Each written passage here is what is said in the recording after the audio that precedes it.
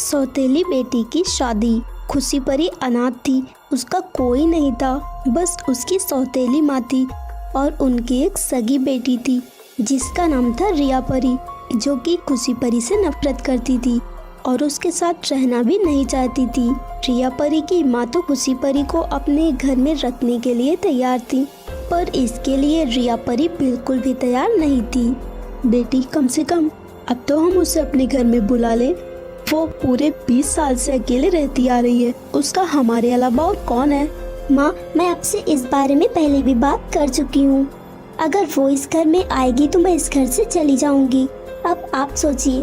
फिर इसी तरह से एक दिन, रिया परी, तुझे देखने के लिए लड़के वाले आज ही आ रहे हैं, तो तू जल्दी से अच्छे से तैयार हो जा। हाँ ठीक है माँ। बेटा खुशी परी, वो आज रिया को लड़के वाले देखने के लिए आ रहे हैं, तो तू आकर कामों में मेरी मदद कर दे। ठीक है माँ, आप चलिए, मैं अभी आती हूँ। रिया परी बहुत ही अच्छे से स्टाइलिश कपड़ों में तैयार होती है। क्या माँ, आपने इसे क्यों बुलाया है? मैं बता रही हूँ, इसकी वजह से कोई ना कोई गड़बड़ तो जरूरी होने वाली है। जो तू कैसी बातें कर रही है? वो तो हमारी मदद करने के लिए आई है। देखते हैं कैसी मदद करती है। कुछ देर बाद लड़के वाले भी आ जाते हैं। तभी वहाँ खुशी परी नाश्ता लेकर आती है और रिया परी साइड में ही खड़ी हुई थी। लड़का अपनी माँ से धीरे से कुछ बात करता है। क्या हुआ बहन जी, आप लोग क्या बातें कर रहे हैं? आप लोगों को हमारी रिया परी पसंद है ना? वो बहन जी, दरअसल बात ये है कि मेरी बेटी को रिया नहीं बल्कि खुशी पसंद है। वो खुशी परी से शादी करना चाहता है। क्या बस इतनी सी बात? फिर तो कोई प्रॉब्लम नहीं है, और वैसे भी वो भी तो मेरी बेटी है। बस बहुत हुआ, अब मैं और नहीं सुन सकती। ये सब हो क्या रहा है यहाँ? कोई नाटक चल रहा है कि देखने किसी और को आए और शादी किसी और से करे? ये तो हमारे घर की भी नहीं है। आप लोगों को ये पसंद कैसे आ गई?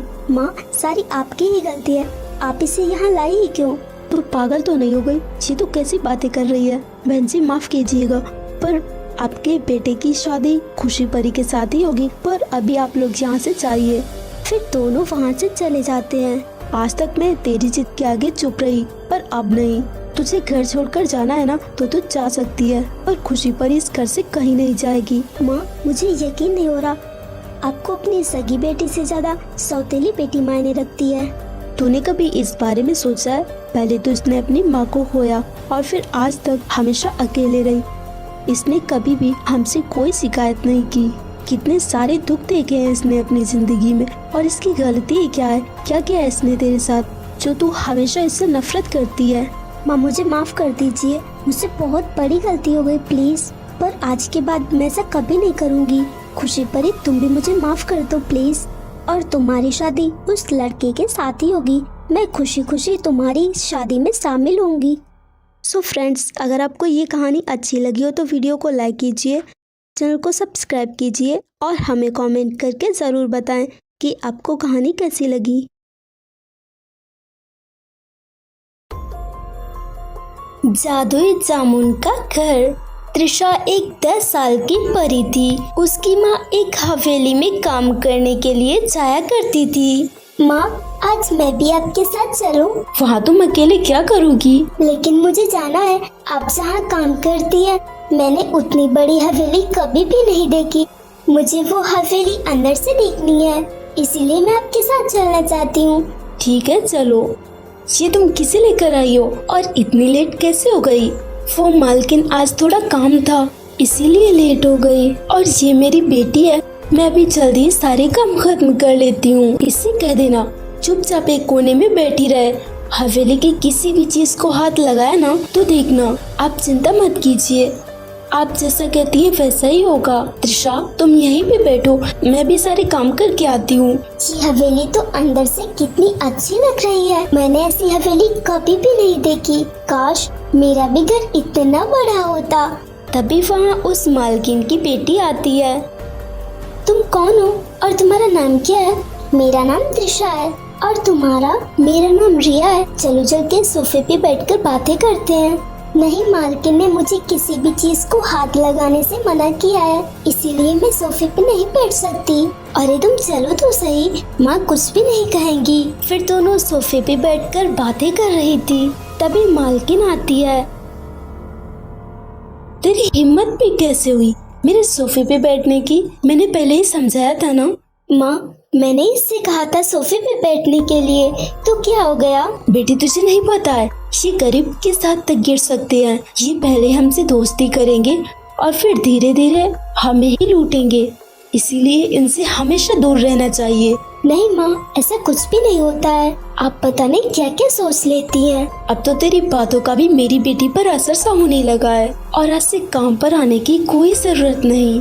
प्लीज मालकिन, ऐसा मत कहिए, हमें माफ कर दीजिए प्लीज। ये तेरी बेटी मेरी बेटी को गरीबों के चाल चलन सिखा रही है। आज के बाद ये यहाँ कभी नजर नहीं आनी चाहिए। ठीक है, आज के बाद ऐसा कभी नहीं होगा। मैं त्रिशा को कभी भी यहाँ नहीं लाऊंगी। सब हम गरीबों से ही नफरत क्यों करते हैं? क्या गलती है हमारी? ऐसा हमारे साथ क्यों होता है? वह जिस जामुन के पेड़ के नीचे बैठी थी, अचानक से ऊपर से एक जामुन गिरता है और वह एक बड़े से घर का रूप ले लेता है। मैं एक इच्छा पूर्ति जामुन का पेड़ हूँ और मैं सबकी इच्छा जानता हूँ। जो लोग सच्चे और अच्छे होते हैं, मैं उन्हीं की इच्छा पूरी करता हूँ। इसीलिए मैंने तुम्हारी भी इच्छा पूरी की। तुम्हें एक घर चाहिए था ना, अब से तुम इस घर में रह सकती हो। ये एक जादुई घर है और ये तुम्हारी सारी इच्छाएं पूरी करेगा। ये सुनकर त्रिशा परी बहुत ही ज्यादा खुश हो जाती है। सो फ्रेंड्स, अगर आपको ये कहानी अच्छी लगी हो तो वीडियो को लाइक कीजिए, चैनल को सब्सक्राइब कीजिए और हमें कमेंट करके जरूर बताएं कि आपको कहानी कैसी लगी।